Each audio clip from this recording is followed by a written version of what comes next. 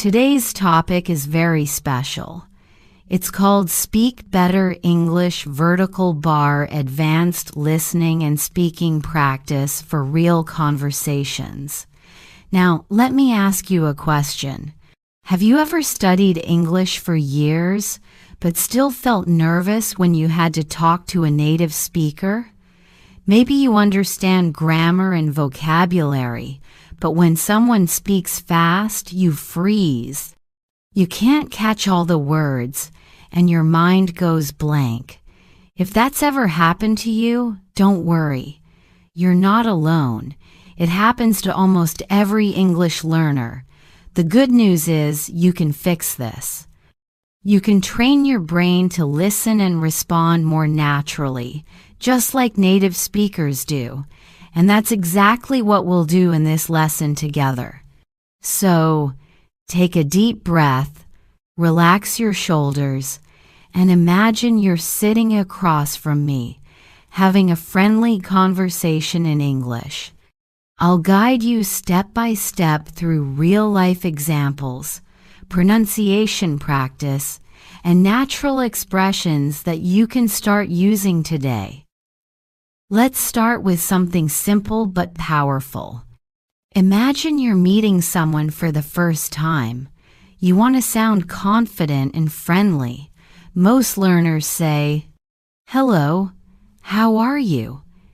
And the other person replies, "I'm fine, thank you." And you? That's okay, but it sounds a little robotic, a bit unnatural. Native speakers rarely speak that way in daily life. Instead, they say things like, "Hey, how's it going? Hi, how are you doing? Hey there, what's up?" Can you hear the difference? These phrases sound warmer and more relaxed. They feel natural, like something you'd hear between friends. Now, repeat after me slowly. Let's practice your pronunciation and rhythm. Hey, how's it going? Hi, how are you doing? What's up? Good. When you repeat, try to focus on the music of the sentence, not just the words. English has rhythm and stress.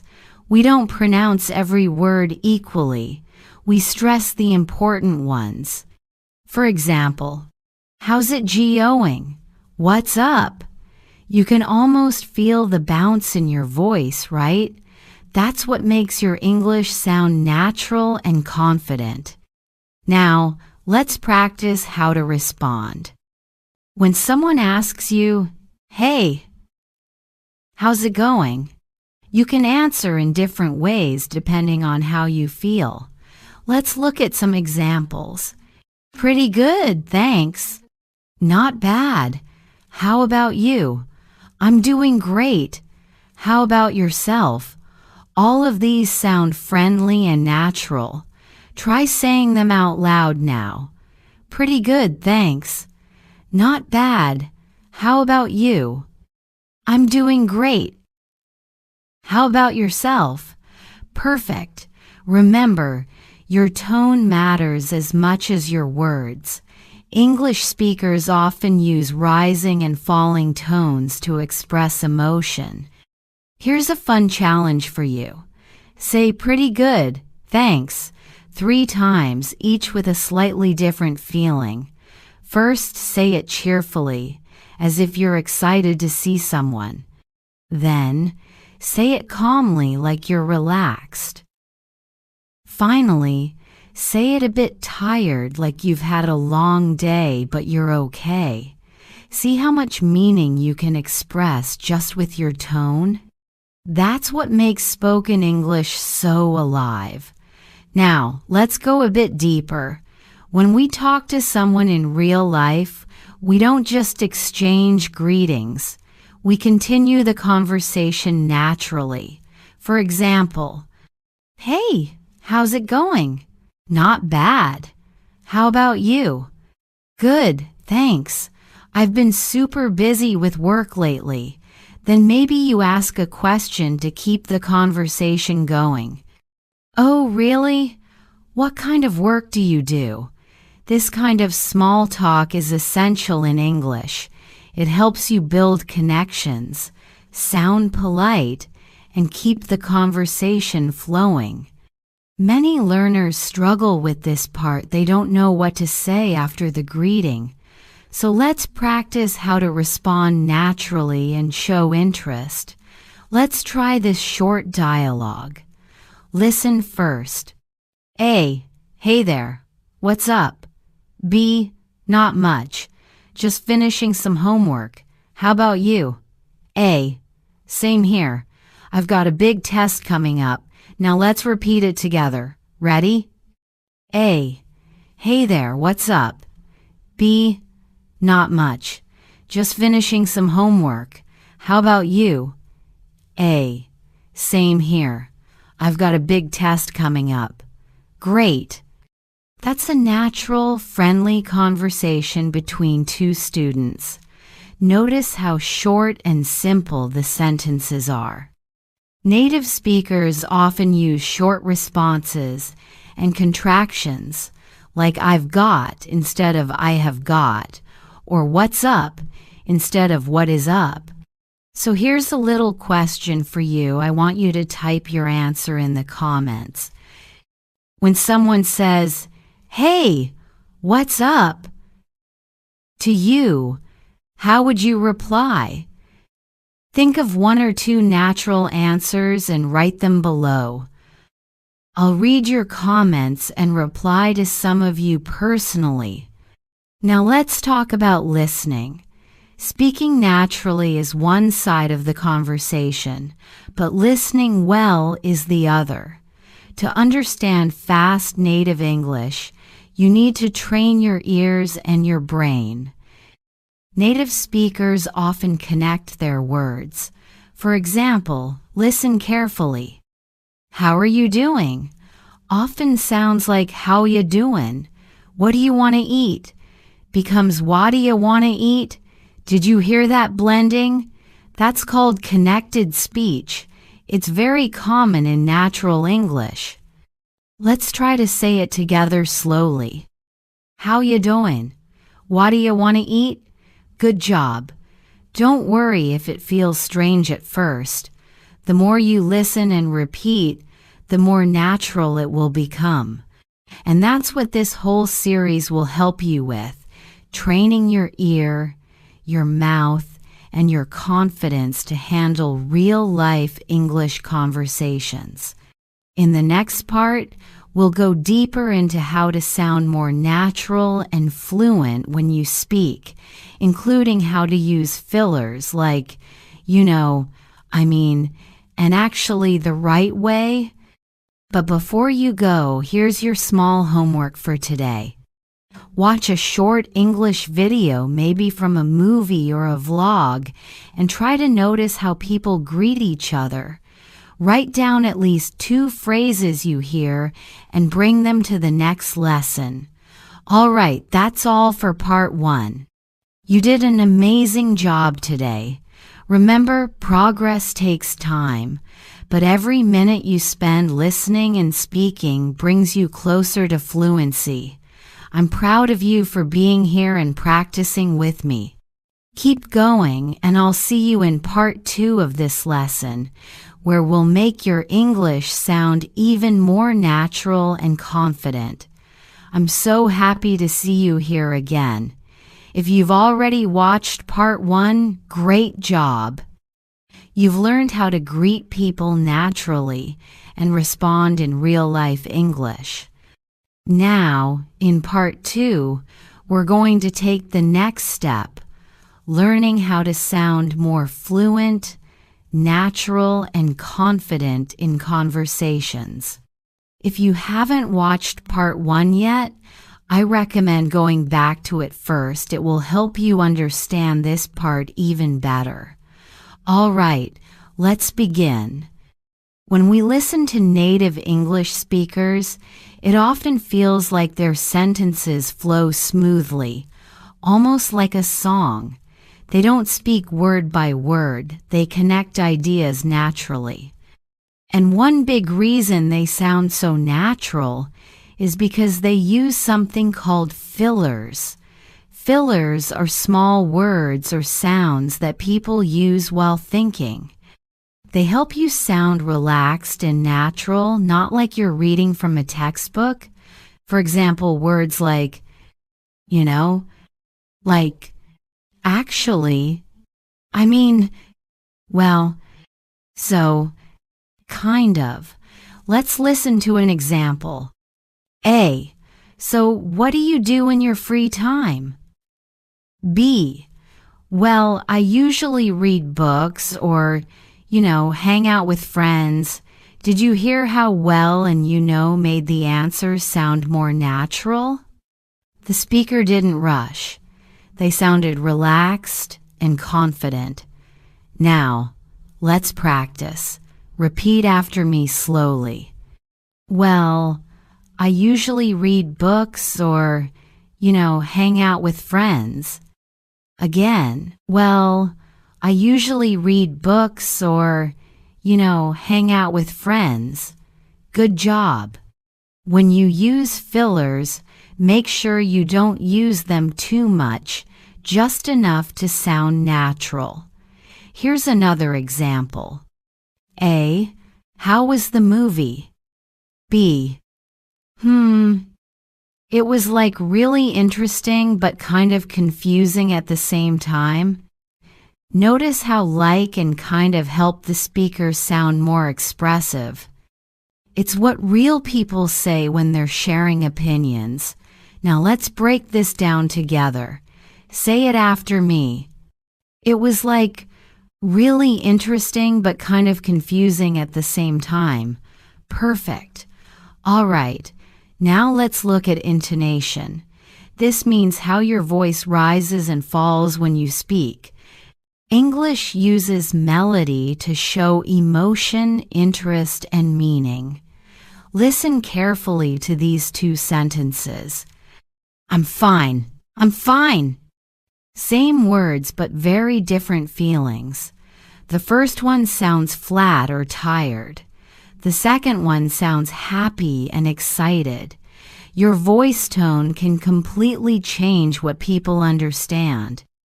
So when you speak English, don't be afraid to use your voice. Let it rise and fall naturally. Here's a simple practice. Say really 3 times each with a different feeling. First, curious. Really. Second, surprised. Really. Third, doubtful. Really. Can you hear the difference?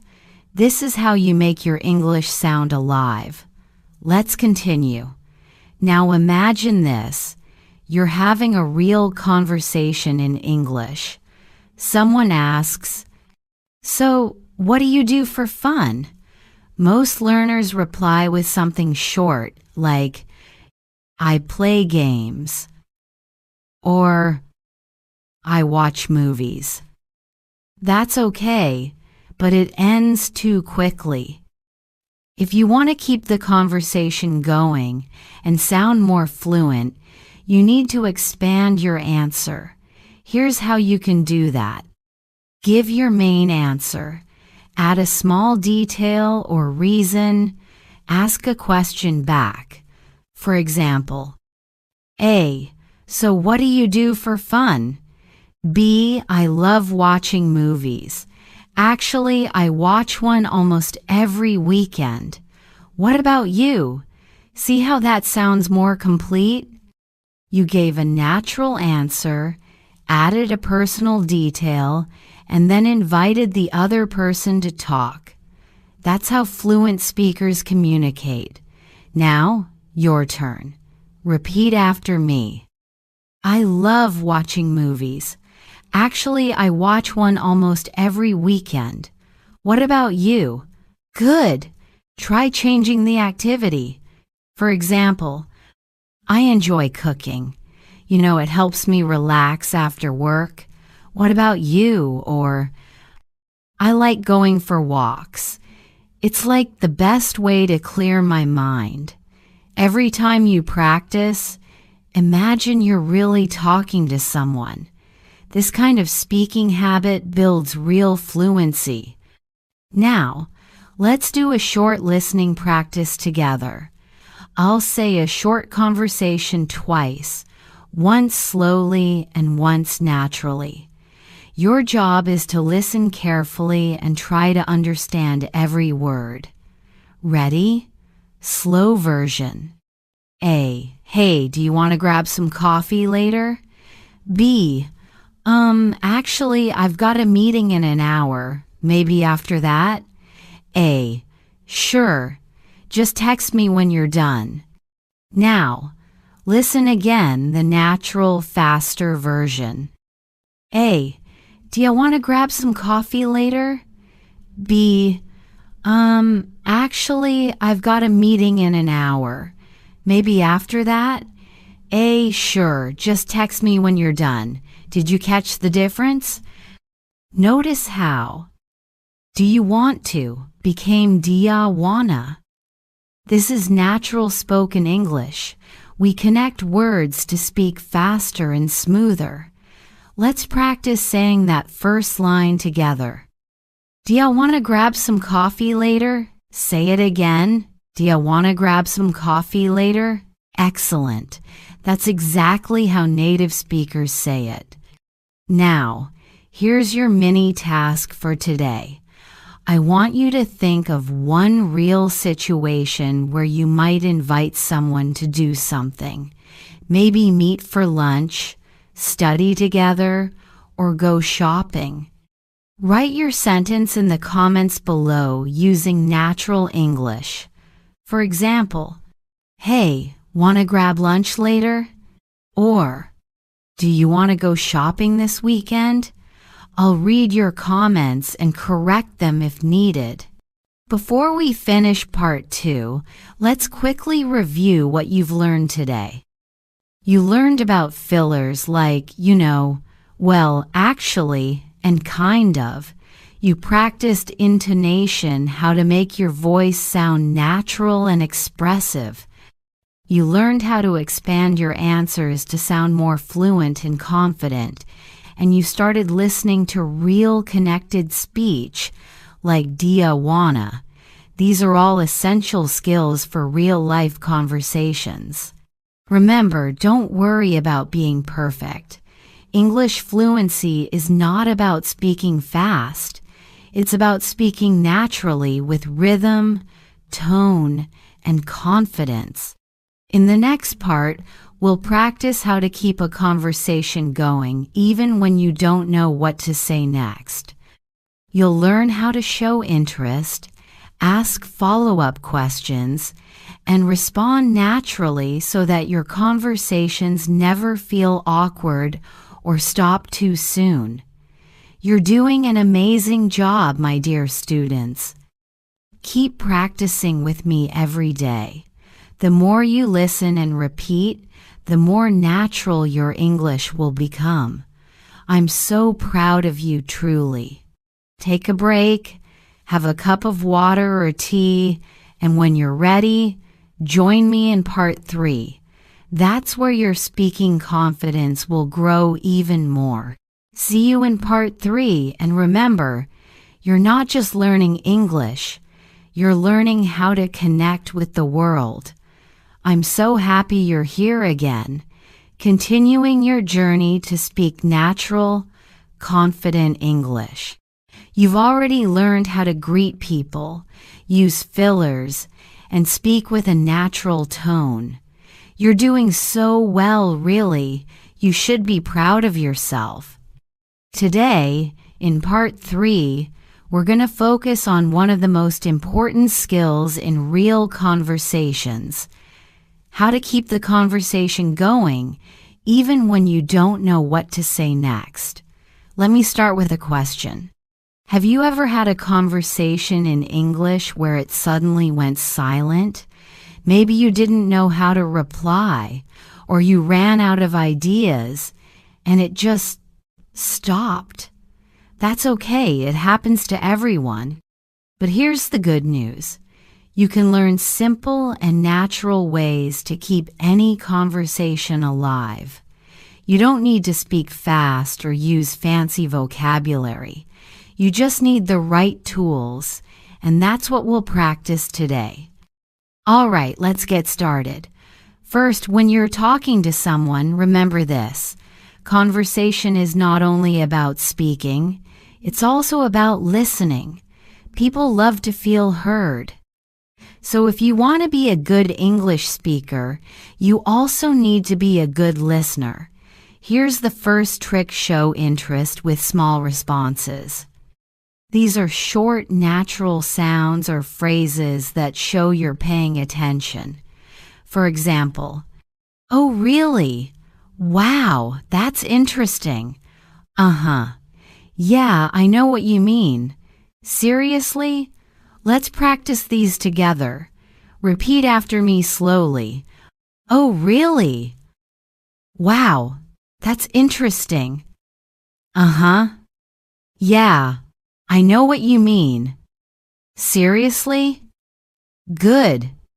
You see, you don't have to talk a lot. Just by saying one of these small responses, you show that you care about what the other person is saying.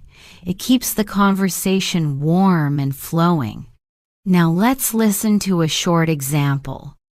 A. I just started learning how to cook last month. B. Oh, really?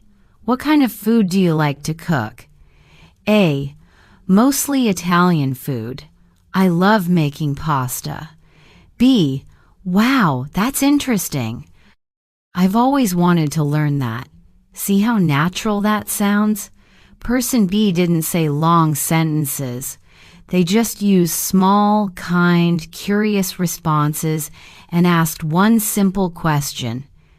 That's the secret. All right, now let's learn the second trick: ask follow-up questions. When someone tells you something, don't just say, "That's nice." Instead, ask something about it. For example, A. I went hiking last weekend. B. That's cool. Where did you go? Or A. I started a new job last month. B. Oh, nice. How's it going so far? These small questions make people feel comfortable and interested in talking more. Now let's practice together. I'll give you a sentence, and you think of a natural follow-up question in your mind. Ready? I watched a really good movie last night. What could you ask? Maybe, oh, really? What movie was it? Or nice, what was it about? Let's try another one. I'm learning how to play the guitar. Your follow-up question could be, that's awesome. How long have you been learning? Or cool. Why did you choose guitar? Good. Keep practicing like this. The more you do it, the easier it becomes. Here's a fun idea you can even practice with yourself. Think of a topic, say one sentence, and then reply to yourself with a follow-up question. It might sound funny, but it really works.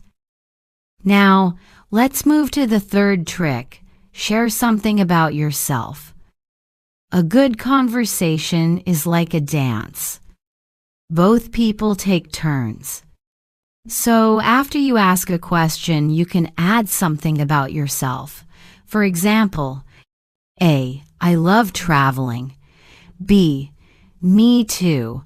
I went to Thailand last year. Where have you been? See that?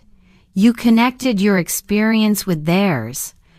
That's how real friendships start, by sharing little stories about your life. Let's do one more. A. I really enjoy reading. B. Oh, same here. I read every night before bed. What kind of books do you like? Perfect. This makes the conversation two-way, not one-sided. Now, let's put everything together in one short, natural dialogue. Listen carefully first, then we'll practice it line by line. A. Hey, what did you do over the weekend? B. Oh, not much. I just went hiking with a few friends. A. Oh, really? That sounds fun. Where did you go? B. We went to a national park about an hour away. It was beautiful. A. Wow, that's nice. I love nature. I usually go walking near my house. B. That's cool. Do you go often? A. Yeah, almost every morning before work. It helps me relax. Now let's repeat it together slowly. Try to sound natural, like you're really talking to a friend. A. Hey, what did you do over the weekend? B. Oh, not much. I just went hiking with a few friends. A. Oh, really? That sounds fun. Where did you go? B. We went to a national park about an hour away. It was beautiful. A. Wow, that's nice. I love nature. I usually go walking near my house. B. That's cool. Do you go often? A. Yeah, almost every morning before work. It helps me relax. Excellent. Did you notice how natural and easy that conversation feels? No complicated grammar, just real, warm communication. Here's a quick challenge for you. I want you to write a short conversation like this in the comments. You can choose any topic, maybe about your weekend, your hobbies, or your studies. Try to include a small response like, "Oh, really?" or "That's great," a follow-up question, and something personal that you share. I'll read your comments and give feedback. Before we finish part 3, let's talk about one more important thing: what to do when you don't understand something. Sometimes native speakers talk fast or use words you don't know. That's completely okay.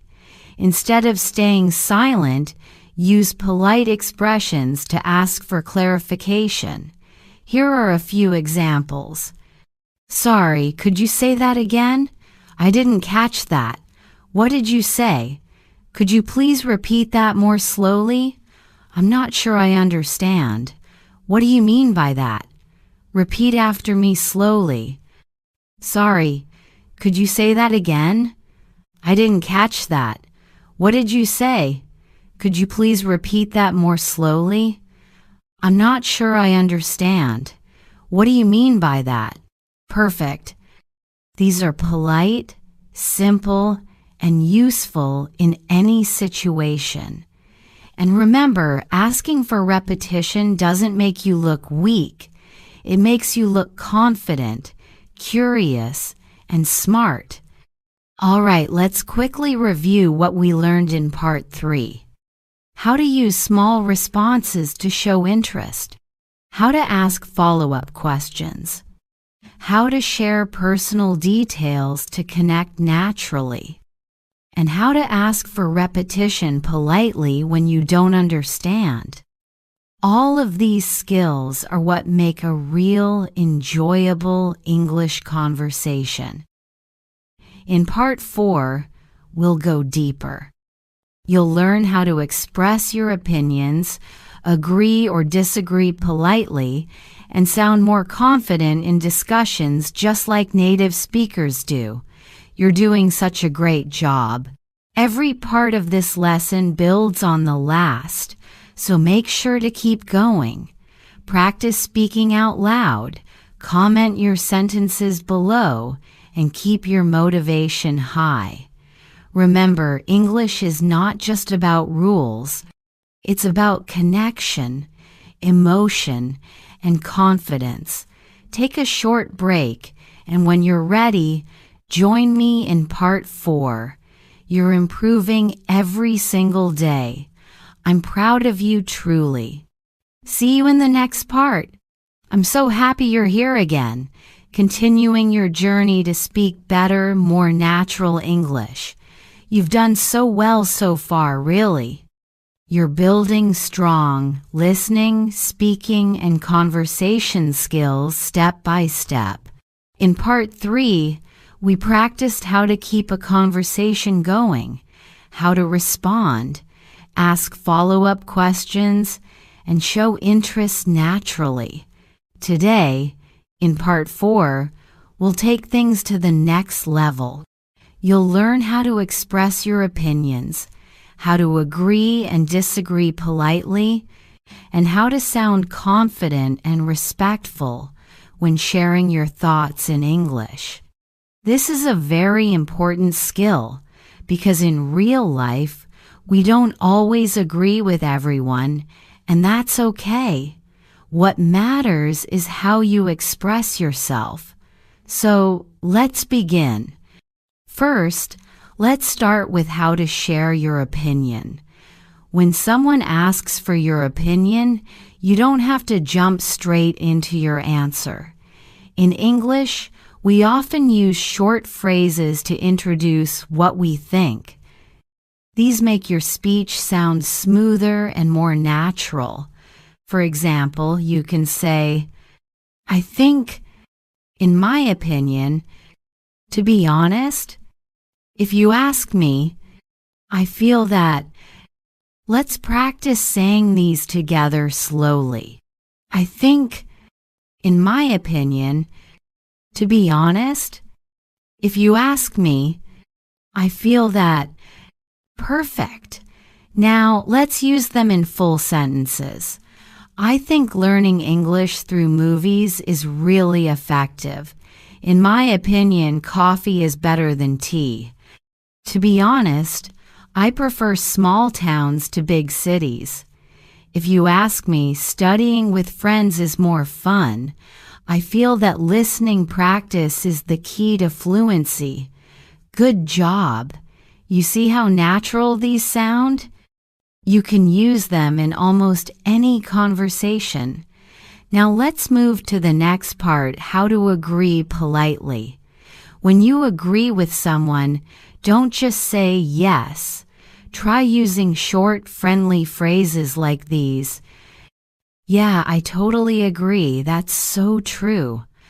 "I know, right?" "Exactly. You're right about that. I couldn't agree more." Let's repeat them together slowly. "Yeah, I totally agree. That's so true. I know, right?" "Exactly. You're right about that. I couldn't agree more." Great. Now, let's listen to a short example. A. I think watching English movies helps you improve faster. B. Yeah, I totally agree. It's a fun way to learn new words. Can you feel how friendly and natural that sounds? It's not formal. It's just two people having a real conversation. Now, sometimes you might not agree, and that's completely fine. The key is to disagree politely. You don't want to sound rude or too direct. So instead of saying "you're wrong," you can use softer phrases. Here are some polite ways to disagree. "I see what you mean, but I think." "That's a good point. But I feel that." "I understand, but I'm not sure I agree." "Maybe, but I have a different opinion." "Well, actually, I think."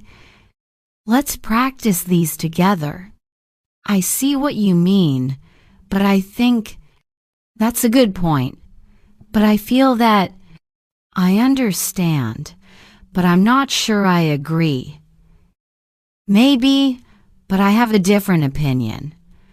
"Well, Actually, I think excellent. Now let's see how this sounds in a real dialogue. A. I think studying grammar is the most important part of learning English. B. I see what you mean, but I think speaking practice is even more important.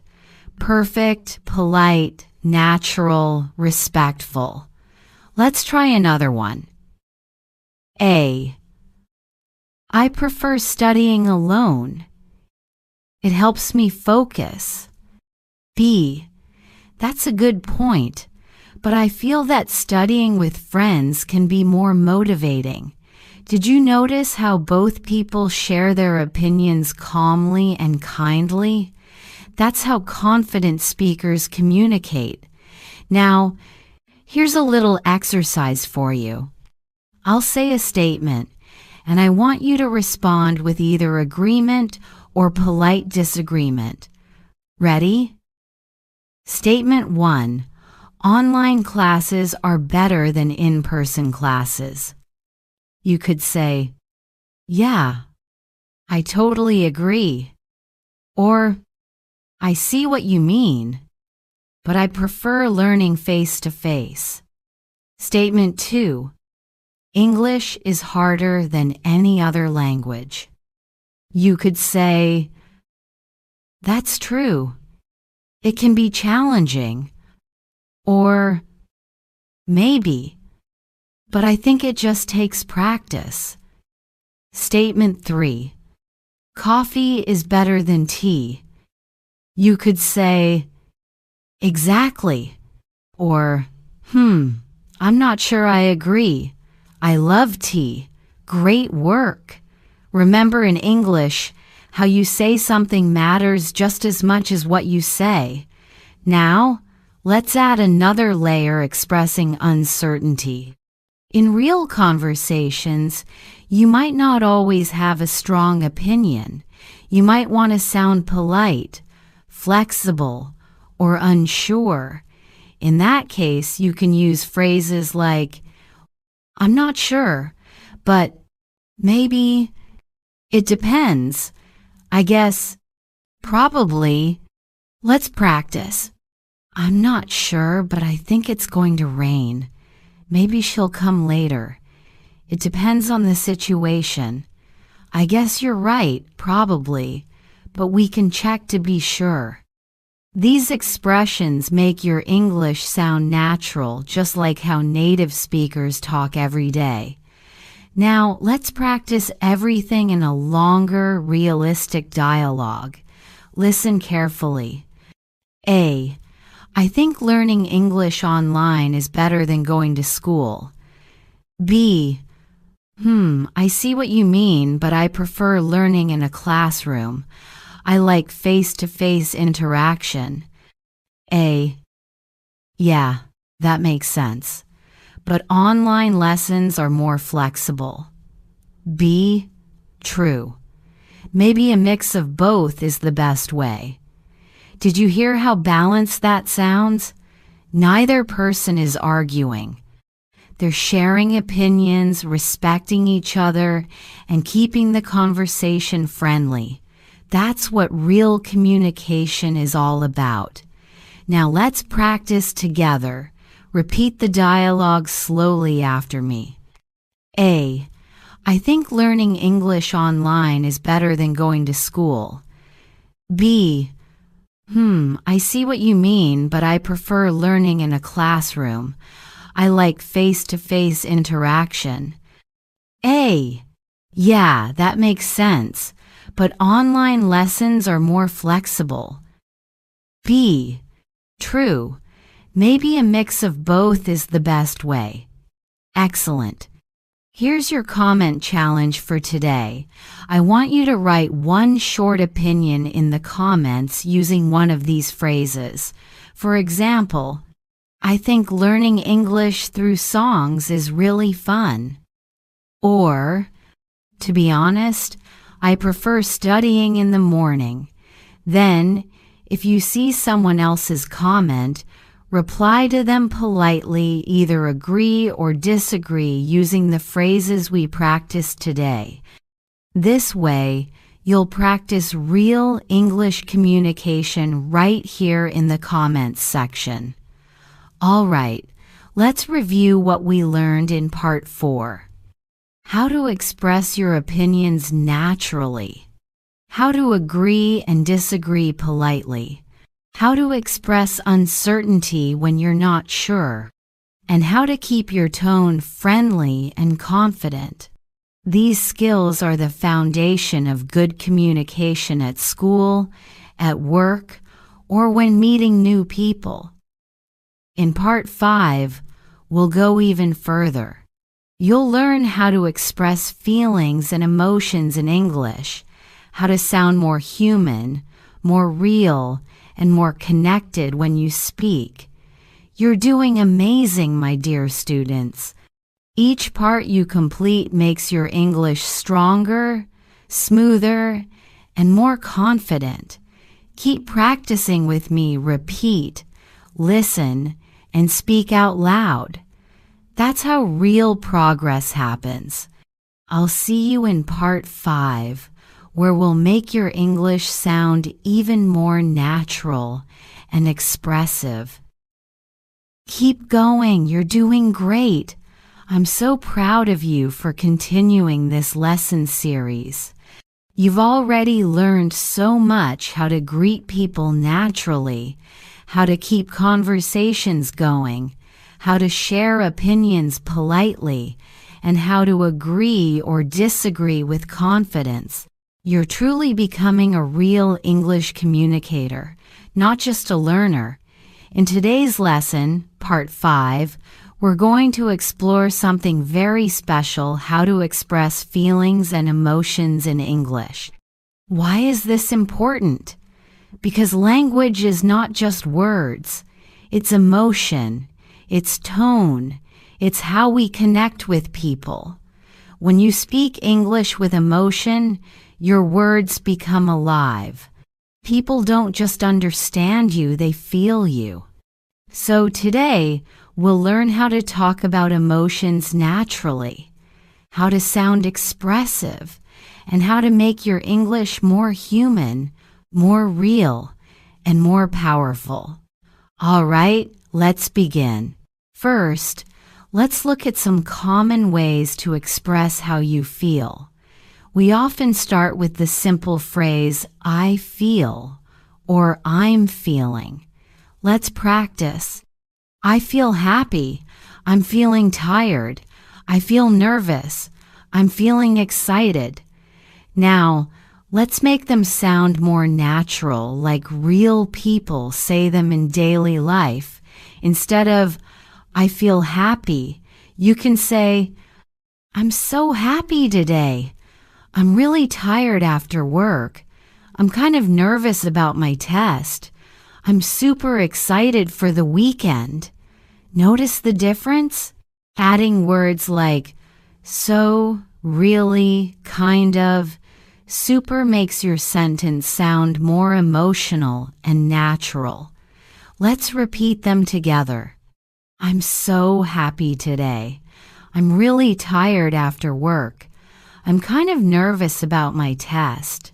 I'm super excited for the weekend. Excellent. Now, let's talk about how to express positive emotions. Here are some examples.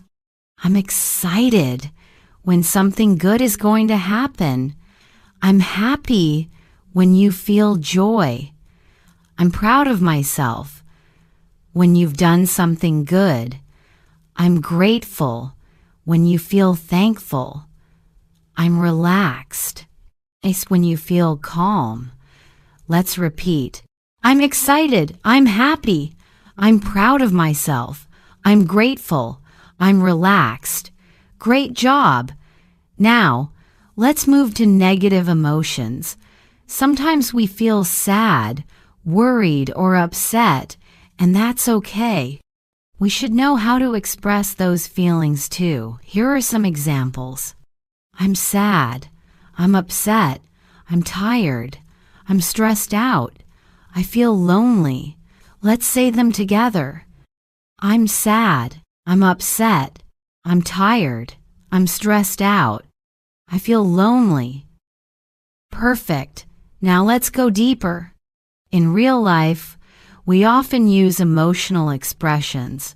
With explanations, we don't just say how we feel, we say why. For example, I'm tired because I stayed up late last night. I'm excited because I'm starting a new job. I'm a bit worried because my exam is tomorrow. I'm happy because I passed my driving test. Adding because helps people understand you better and makes your conversation more natural. Let's try a little speaking practice. I'll say the first part of a sentence and you complete it in your mind. Ready? I'm happy because, I'm nervous because, I'm proud because, I'm sad because. Good. You can even write your answers in the comments below. Tell me how you feel today and why. I always love reading your thoughts. Now, let's practice how to react to someone else's feelings. This is important for building empathy in conversation. When someone tells you how they feel, you can respond naturally using short, caring expressions. If someone says, I'm tired, you can say, oh, you should take some rest. If someone says, I'm sad, you can say, I'm sorry to hear that. If someone says, I'm excited, you can say, that's great. Or, I'm happy for you. If someone says, I'm nervous, you can say, don't worry, you'll be fine. Let's practice together. I'll say the first line, you say the response. I'm tired. Oh, you should take some rest. I'm sad. I'm sorry to hear that. I'm excited. That's great. I'm happy for you. I'm nervous.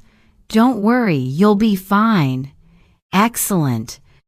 Now let's listen to a short conversation that uses emotions naturally. A. Hey, you look tired today. Are you okay? Yeah, I'm just a bit stressed out. I have so much work to do. A. Oh, I'm sorry to hear that. I hope you get some rest tonight.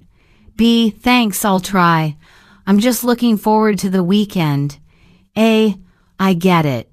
You deserve a break. Hang in there. Did you notice how natural that sounded? Both people showed care and emotion. That's what real English sounds like, not robotic, but warm and real. Let's practice repeating that dialogue together. A. Hey, you look tired today. Are you okay? Yeah, I'm just a bit stressed out. I have so much work to do. A. Oh, I'm sorry to hear that. I hope you get some rest tonight. B. Thanks, I'll try. I'm just looking forward to the weekend. A. I get it. You deserve a break. Hang in there. Wonderful. Now, let's learn a few expressive phrases that native speakers use all the time when talking about emotions. These make your English sound more alive. For example, I'm over the moon means I'm very happy. I'm feeling blue means I'm a little sad. I'm on cloud nine means I'm extremely happy. I'm burnt out means I'm very tired or stressed. I'm freaking out. That means I'm really nervous or scared. Let's repeat them together. I'm over the moon. I'm feeling blue. I'm on cloud nine. I'm burnt out. I'm freaking out. Good. These idioms make your English sound like that of a native speaker. Here's a fun challenge. Write a sentence in the comments using one of these expressions. For example, I'm over the moon because I finally passed my exam. Or, I'm burnt out after studying all week. I'll read your sentences and correct them if needed. Now, let's talk about something subtle but powerful, using your voice to show emotion. When you speak English, your tone can express feelings just as much as your words. Say this line 3 times with different emotions. I can't believe it. First, say it happy and surprised. I can't believe it. Then, say it sad and disappointed. I can't believe it. Finally, say it angry. I can't believe it. See how one sentence can express totally different emotions just by changing your tone? That's how native speakers communicate with emotion and expression. So here's your small speaking practice for today. Choose one sentence and say it in 3 different emotions. Try recording your voice if you can and listen back. Notice how your tone changes. This will help you sound more natural and expressive when speaking English. Let's review what we learned in Part 5. How to express emotions using I feel and I'm feeling. How to describe positive and negative emotions naturally. How to respond to others with care and empathy. How to use expressive idioms like I'm over the moon or I'm burnt out, and how to use your tone of voice to express emotion. You've done an amazing job today. Speaking with emotion makes your English sound real, alive, and deeply human. In Part 6, we'll learn how to tell short stories and share experiences in English, just like native speakers do when talking about their lives. You'll discover how to use past tense naturally, how to make your stories interesting, and how to connect with your listener emotionally. You're doing great, my dear students. Keep your motivation high, and don't forget to practice out loud. Every time you speak, you're building real confidence. Take a short break, drink some water, and when you're ready, come join me in Part 6. I'll see you there, and remember, English becomes powerful when you speak it with feeling. I'm so proud of how far you've come. You've practiced greetings, opinions, emotions, and empathy, all the skills that make English conversations real and alive. Today, in Part 6, we'll take another exciting step forward. We're going to learn how to tell short stories and share experiences in English. Why is storytelling so important? Because real English conversations are full of stories. When you talk to friends, co-workers, or even strangers, you often share small stories about what happened to you, how you felt, or something funny that happened recently. If you can tell a story clearly, with emotion and confidence, people will enjoy listening to you. You'll sound fluent, natural, and interesting. So, in this lesson, I'll teach you how to start a short story naturally, how to organize your ideas clearly, how to use past tense correctly, how to make your story sound engaging and real. All right, let's get started. First, how do native speakers usually begin a short story? They don't start with once upon a time, that's for fairy tales. In daily life, we start more naturally, like this. You won't believe what happened to me yesterday. I had the funniest experience last week. Something really strange happened this morning. Let me tell you about a time when I got lost. These openers immediately catch attention. They make people curious. Let's practice saying them together. You won't believe what happened to me yesterday. I had the funniest experience last week. Something really strange happened this morning. Let me tell you about a time when I got lost. Perfect. These are great ways to start your story. Now, let's look at the structure of a short story. A good story in conversation usually has 3 simple parts. The beginning. What happened and when? The middle. The main event or problem. The end, the result, or how you felt. Let's look at a short example. I was on my way to work yesterday when something funny happened. I got on the wrong bus. I didn't notice until I looked outside and saw totally unfamiliar streets. I laughed so hard because it took me 10 minutes to realize I was going the wrong way. Finally, I got off, crossed the street, and took the bus back. It was such a silly morning, but now it's a funny memory. Did you hear the structure? Beginning. I was on my way to work yesterday. Middle. I got on the wrong bus. End. I laughed, took another bus, and it became a funny memory. Simple, clear, and real. Now, let's practice together. I'll say a story, and then I'll pause for you to repeat it out loud. Ready? I was going to the supermarket last weekend. But when I got there, I realized I forgot my wallet at home, so I had to walk all the way back to get it. I felt so embarrassed, but I also laughed at myself. Good job, you see? That's a short, real story, and it sounds natural in conversation. Now let's talk about the past tense, because storytelling in English usually happens in the past. Here are some key past tense verbs we use often. Go, went. See, saw. Do, did. Eat, ate. Get, got. Have had, make, made. Feel.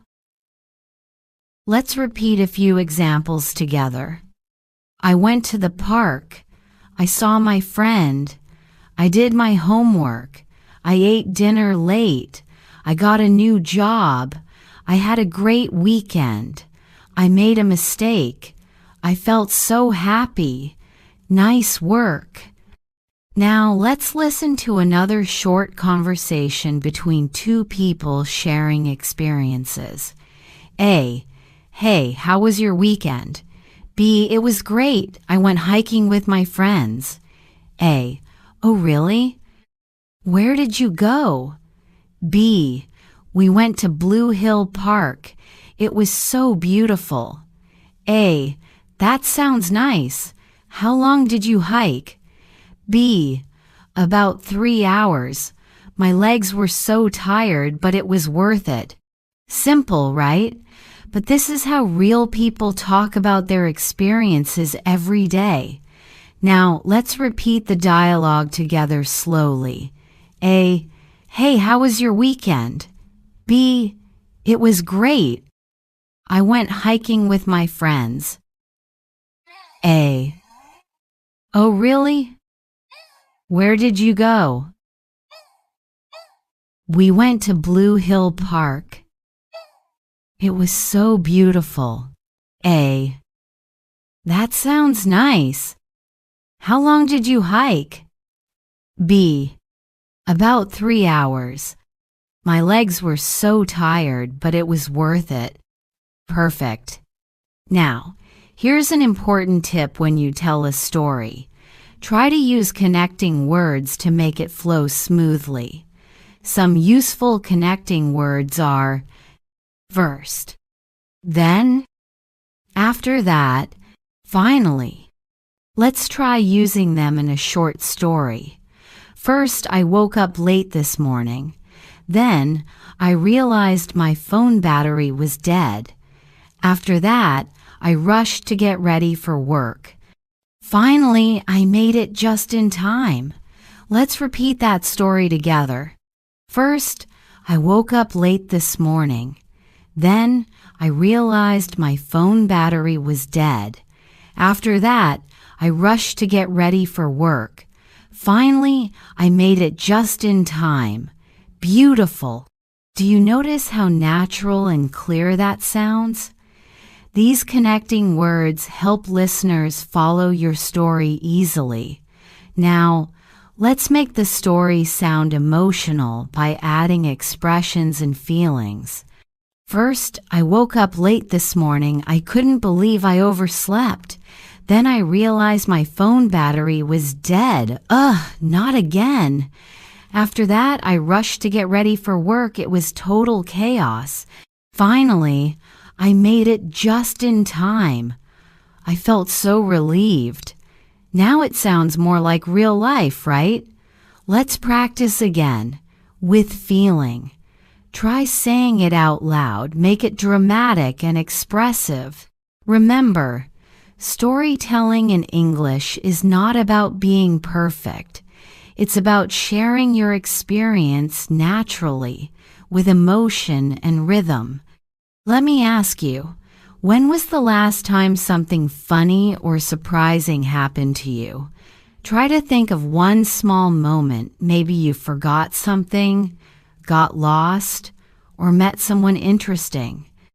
Now, imagine telling that story in English using what you've learned. Start with, "You won't believe what happened to me," or "Something funny happened yesterday." Then describe what happened using simple past tense verbs. Add connecting words first, then, after that, finally, and end with how you felt. You can even write your short story in the comments below. I'll read them and correct your sentences if needed. Now, here's a small listening and speaking challenge for you. I'll tell you a short story, and then I'll ask a few questions. Listen carefully. Last weekend, I went to a cafe near my house. I ordered a cup of coffee and started reading a book. After a few minutes, I realized I had taken someone else's drink by mistake. The barista came over and said, "Excuse me, that's not your coffee." I was so embarrassed. Everyone laughed, including me. I said sorry and got my real coffee. It was a funny moment I'll never forget. Now, can you answer these questions? Where did I go last weekend? What mistake did I make? How did I feel? Think about your answers and say them out loud. Here are the correct answers. I went to a cafe near my house. I took someone else's drink by mistake. I felt embarrassed, but also laughed. Did you get them right? Great job! This is how you build both your listening and speaking skills, by listening carefully, then trying to answer from memory. Let's review what we learned in Part 6. How to start a short story naturally.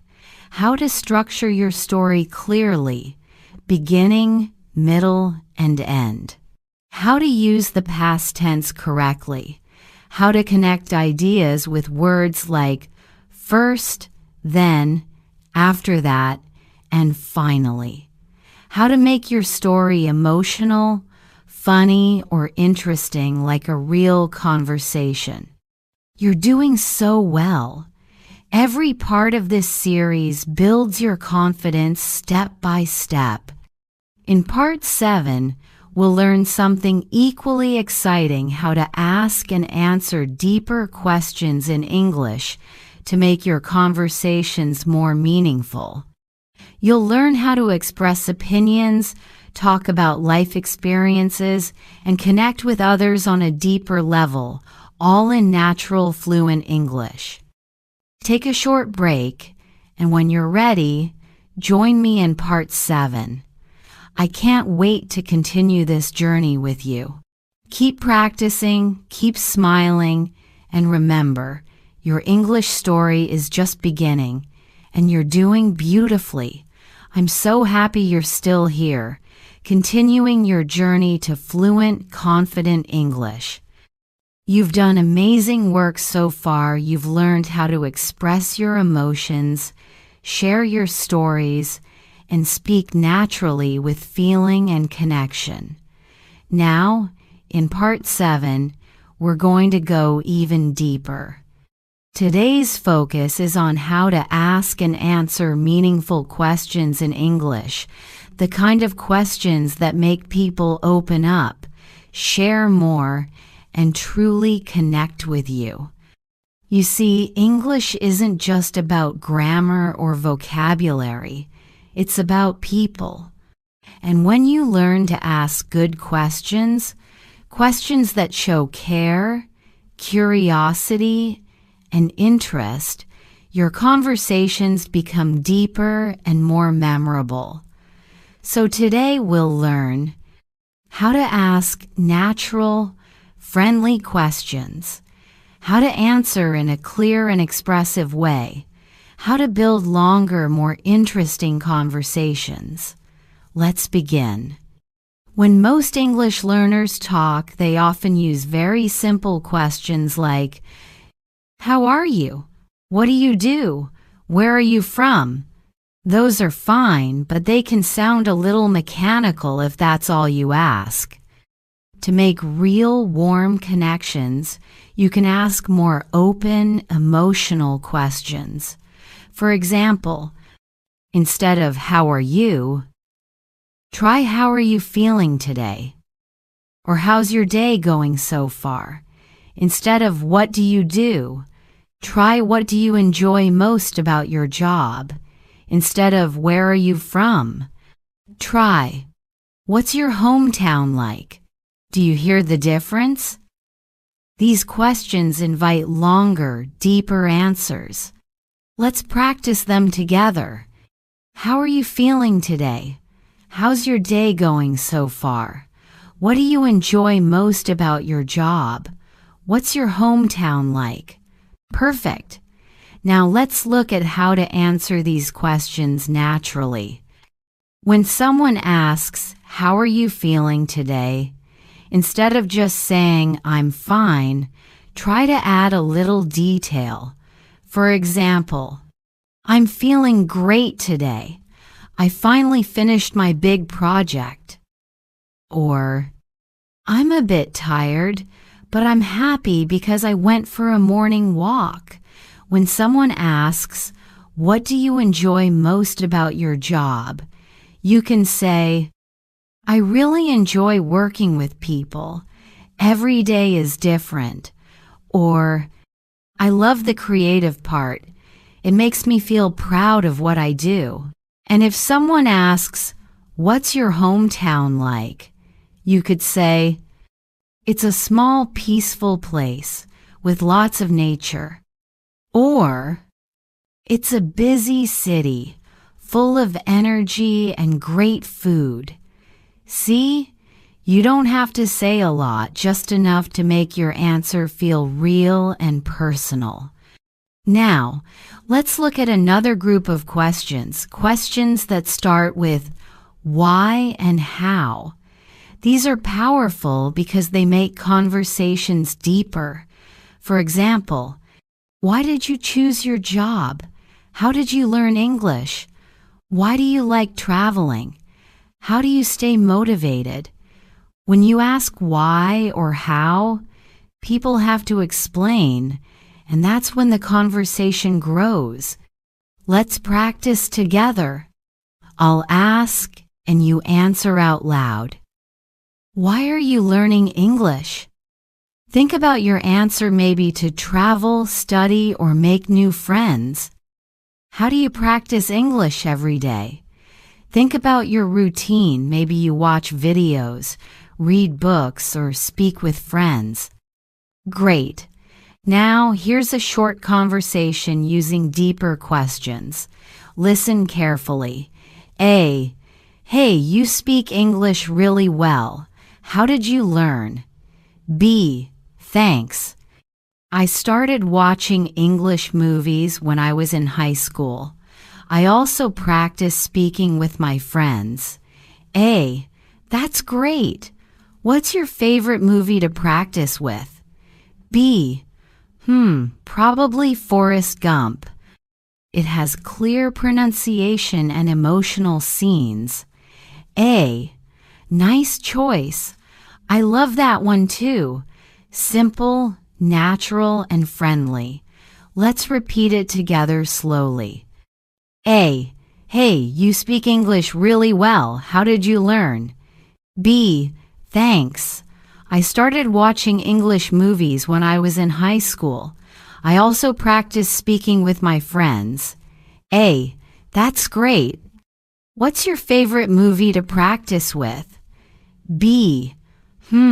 Probably Forrest Gump. It has clear pronunciation and emotional scenes.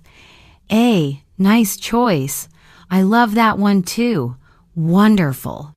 Now, I want you to notice something important. The secret of a natural conversation is not just asking questions. It's listening and reacting. When someone answers, don't jump to another question immediately. React to what they said. For example, A. I learned English by watching movies. B. Really? That's such a fun way to learn. What kind of movies do you like? Here, you react first. That's such a fun way to learn. Then continue the topic. What kind of movies do you like? Let's practice this technique. React and continue. I'll give you a sentence. You react and continue. I started a new job last week. Your turn, maybe. Oh, congratulations. How's it going so far? I'm learning to cook. You could say, that's great. What's the first dish you made? I just came back from a trip. You could say, wow, nice. Where did you go? Perfect. This is how you sound natural, curious, and friendly in English. Now, let's look at a few conversation builders that native speakers often use to show interest. Really? That's interesting. Wow, I didn't know that. Oh, that's cool. I see what you mean. Let's repeat them together. Really? That's interesting. Wow, I didn't know that. Oh, that's cool. I see what you mean. These short expressions make your conversations sound alive and natural. Here's a short dialogue using them. A. I've been learning English for 5 years. B. Really? That's impressive. A. Yeah, I started when I was in middle school. B. Oh, that's cool. Do you enjoy learning now? A. I do. It feels more natural now. B. That's interesting. You've come a long way. You see, these small phrases make a big difference. Now, let's practice expressing opinions, because when someone asks a deep question, you often need to share your thoughts. Let's look at some useful phrases to start your opinion. I think, in my opinion, to me, I believe, I guess. For example, I think learning English online is very effective. In my opinion, movies are a great way to improve listening. To me, speaking is the hardest part of learning English. Let's repeat those examples together. I think learning English online is very effective. In my opinion, movies are a great way to improve listening. To me, speaking is the hardest part of learning English. Excellent. Now, let's combine everything we've learned in Part 7, asking, reacting, and sharing opinions into one natural conversation. A. What do you like most about learning English? I think I like the feeling of understanding people from other countries. A. That's interesting. So, do you practice every day? B. Yes, I try to. I watch YouTube videos and repeat what I hear. A. Oh, that's cool. I do that too sometimes. Which channels do you watch? B. Mostly channels that teach real conversations. They help me a lot. This sounds so natural, right? Two people sharing, listening, and connecting. Now it's your turn. Try to imagine having this kind of conversation in your daily life with your classmates, your teacher, or even online friends. Here's a small practice task for you. Think of 3 meaningful questions you could ask someone in English. For example, what's one thing that makes you happy? What's something new you learned recently? How do you relax after a busy day? Then try to answer those questions yourself. Say them out loud, even record yourself speaking. This will help you build natural fluency and confidence. Before we end, let's review what we learned today. How to ask friendly and meaningful questions. How to react to answers naturally. How to share your own opinions clearly. How to build longer and deeper conversations in English. You did a wonderful job today. The more you practice these kinds of conversations, the more natural your English will become. In Part 8, we'll learn how to give compliments, show appreciation, and respond politely, a very important skill for real-life English communication. You'll learn how to sound kind, confident, and respectful in every situation. So take a short break, and when you're ready, join me in Part 8. Keep going, my dear students. You're speaking with more confidence, more warmth, and more heart every single day. And that's what real English fluency is all about. I'm so happy to see your progress. You've been doing an amazing job practicing emotions, storytelling, and deep conversations. You're not just learning English anymore, you're living it. In today's lesson, Part 8, we'll focus on something that makes conversations warm, friendly, and respectful, giving compliments and showing appreciation. These 2 skills are small but very powerful. When you learn to compliment someone naturally, you make them feel good. When you show appreciation, you build real connections. And both are important in English-speaking culture. So today, we'll learn how to give compliments naturally, how to respond politely to compliments, how to show appreciation and gratitude in everyday English, how to use these expressions in real conversations. Let's begin. First, what is a compliment? A compliment is when you say something nice about someone, their work, their appearance, or their actions. For example, you look great today. I love your outfit. You did an amazing job. You're really good at cooking. You have a beautiful smile. Let's repeat them together. You look great today. I love your outfit. You did an amazing job. You're really good at cooking. You have a beautiful smile. Perfect.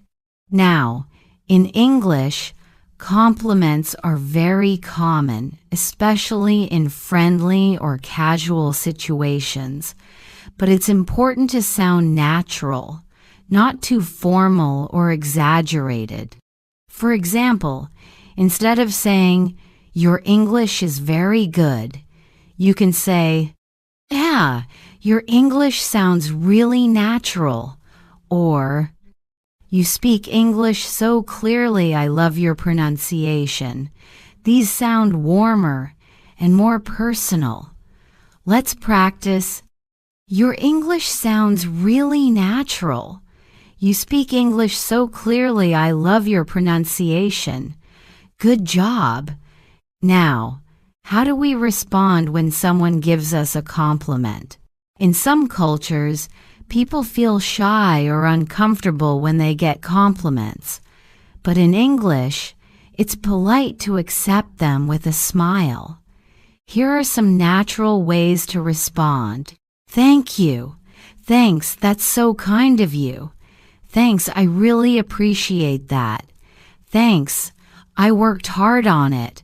Thanks, that means a lot to me. Let's repeat. Thank you. Thanks, that's so kind of you. Thanks, I really appreciate that. Thanks, I worked hard on it. Thanks, that means a lot to me. Excellent. Let's listen to a short dialogue that uses compliments and responses naturally. A. Hey, I really like your presentation today. You spoke so confidently. B. Thanks. That means a lot. I was nervous, but I practiced a lot. A. Well, it really showed. You did great. B.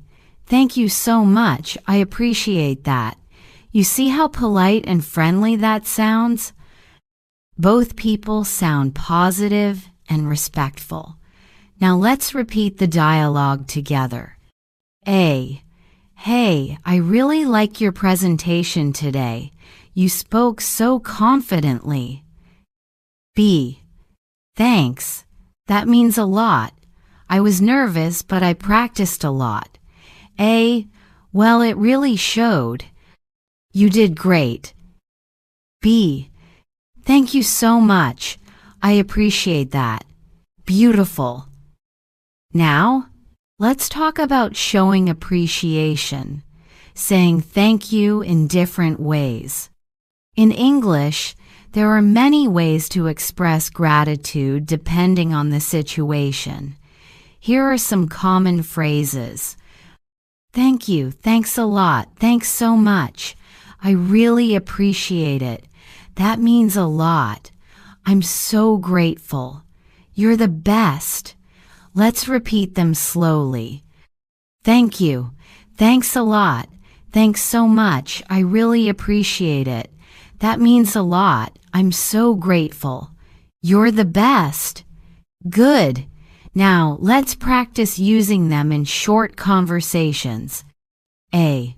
Here, I made you some tea. B. Oh, thanks so much. That's really kind of you. A. I helped you with your homework. B. Thank you. I really appreciate it. A. You did great in the meeting today. B. Thanks. That means a lot. Natural and simple, right? Now, let's learn a few advanced appreciation expressions you can use in formal or professional settings. For example, I truly appreciate your help. Thank you for your time. I'm very grateful for your support. I can't thank you enough. I really value your advice. Let's repeat them together. I truly appreciate your help. Thank you for your time. I'm very grateful for your support. I can't thank you enough. I really value your advice. Wonderful. Now, I want to teach you something native speakers often do. They combine compliments and gratitude in the same sentence. For example, you're such a kind person. Thank you for helping me. You did an amazing job, and I really appreciate your effort. You always know how to make people smile. Thank you for that. Let's repeat those sentences. You're such a kind person. Thank you for helping me. You did an amazing job, and I really appreciate your effort. You always know how to make people smile. Thank you for that. Perfect. Now let's have a little challenge. I'll give you a situation, and you think of what to say. Your friend helped you move to a new house. What do you say? Example: thanks so much for your help. You made everything easier. Your teacher gave you great feedback on your project. What do you say? Example: thank you so much for your advice. It really helped me improve. Your coworker said you did a great job on a report. How do you respond? Example: thanks. That means a lot. I worked hard on it. Well done. These are real-life situations where compliments and appreciation make a difference. Now, let's talk about tone and body language because words alone aren't enough. When you give a compliment or say thank you, always smile. A real smile makes your words feel sincere. If you're speaking face to face, make eye contact. And if you're speaking online, use a warm, friendly tone.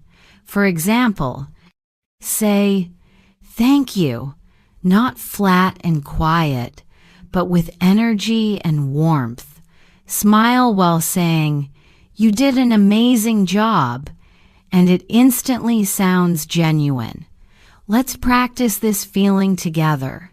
Take a deep breath, smile, and say, you look great today.